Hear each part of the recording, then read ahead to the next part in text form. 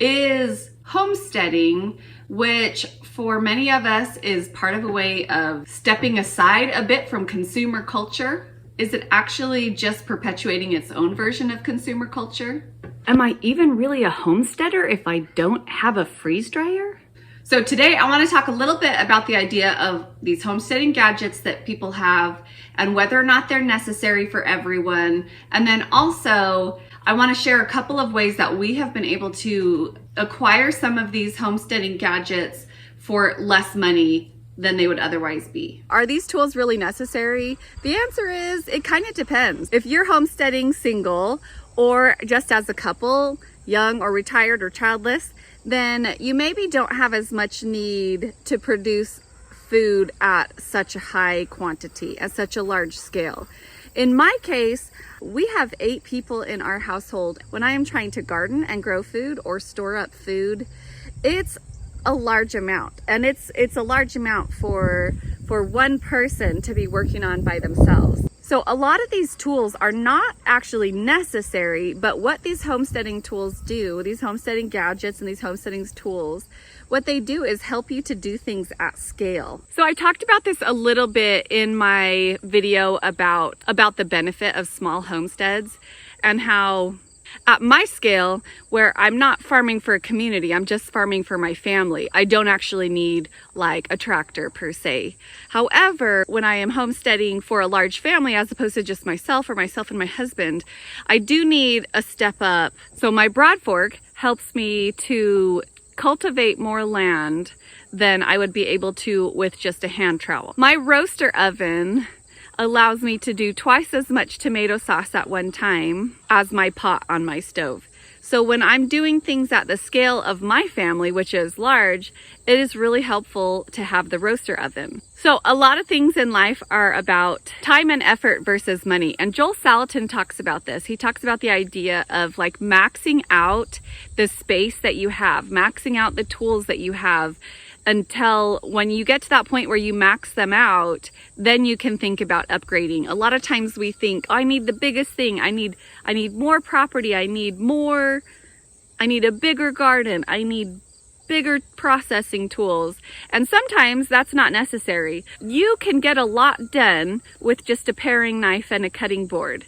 You can get a lot more done with an apple peeler corer. However, it depends on how many apples you have to process, how many people you're trying to feed with those apples, and also how much time and energy you have on your hands to devote to the apple process, or if you're needing to quickly get this job done and get on to the next job. So once you've decided that a tool is going to be useful to you and is something that you need, there's 3 ways where we've tried to save money in acquiring these tools and things that we need. One of the ways that we have been able to acquire some of our homesteading tools is through family, through things being handed down or passed down. This is actually super useful when your family has land that you can homestead on as well, but that's kind of another topic.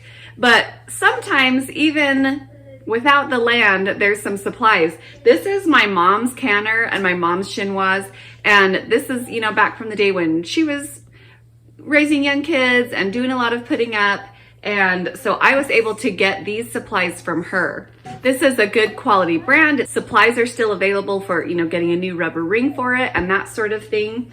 And we also got our wheat grinder from Jeremy's grandma, and a couple of other tools like that we've been able to get from grandparents as well. So that has been a real blessing to us, but I know isn't something that's available to everyone. A second way that we have been able to acquire some supplies is through what we may call the elderly generation, the generation of people, I'll keep my mom out of this one, but maybe people just a wee bit older than my mom who grew up in more of this lifestyle and have a lot of these supplies and no longer have a need for them. So one particular resource I'm going to point out is a church community. I have acquired a number of supplies for homesteading through our church community. I got my water bath canner from an old lady at church. I'm trying to remember. I can't even remember who it was at this point, but it was when we lived in Kansas. And it's not in the best shape. It is, you know, the enamel is all old and chipped, but it does the job. And So I have been very grateful to have acquired that water bath canner, and I've used it a lot over the years. Most recently, when I put out the call I told you about last week, where I texted all the ladies at church and said, I got 1 billion apples, who wants to come over and make applesauce? There was 2 different women who were older women who have all this stuff from back in the day who said they're not interested in doing the apples right now. That's not the stage in life that they're at. But they both offered to donate jars to those of us that were working on applesauce. So I got a bunch of jars last week that I shared with the other ladies who came over to work on applesauce with me. And that was just from throwing it out there. This is the project that I want to work on. Anyone want to work on it with me? And I was able to get some more jars. So maybe it's not a church group for you. Maybe it's some other kind of community group that you're involved with. See if you can find someone in your community who's willing to teach you some of these skills that they know. And a lot of times people who valued these things in the past are really happy to find someone who's enthusiastic about them in the present. And you may find that they're willing to pass on some of their supplies. A third option is to try and buy used. And that's what I did most recently with my roaster oven. I had seen my friends Ben and Alex on the Aprons and Overalls YouTube channel working with a roaster oven, and I had been seeing a number of homesteaders use them, and I had never thought about using one before. I didn't grow up with one. I didn't even really know what it was. And they were like, oh, definitely try and find it used at a thrift store or something. And I thought, that's a great idea. My very first dehydrator I ever got, I bought at a thrift store for super cheap.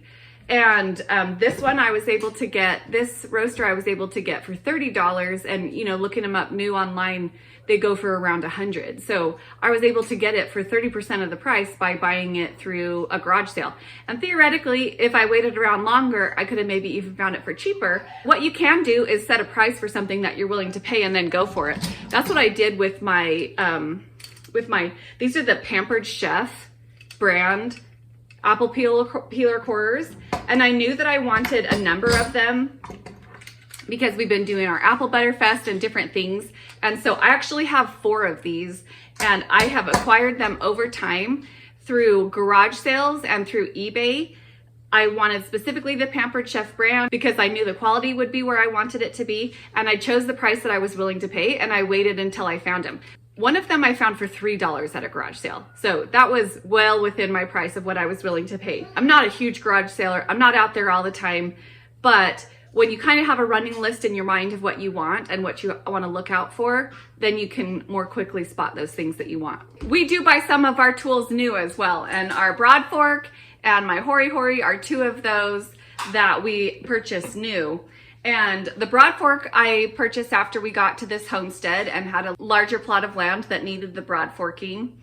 But my hori hori was actually a gift. It was a Mother's Day present. The year before we moved here to Indiana, it was my Mother's Day present from Jeremy. So when you really want something and you know that it's going to be useful for your homestead, the other thing to do is to just plan for it and to make other certain sacrifices to get those things. Rather than flowers or chocolate for Mother's Day or Valentine's Day, Jeremy knows that I would much rather have a well-crafted garden tool. But being intentional and just making some of those choices about what you want to prioritize, and if some good homestead tools are the things that you want to prioritize, then it's possible over time to slowly acquire the things that you want. Jeremy and I have been urban homesteading ever since we got married, so we've been able to acquire a lot of tools over time while still on a pretty strict budget. I hope this gave you some good ideas about what you need to acquire for your homestead and how you can maybe save a little bit of money doing it. Thanks so much for stopping by the farmhouse today. I'll see you on the next video.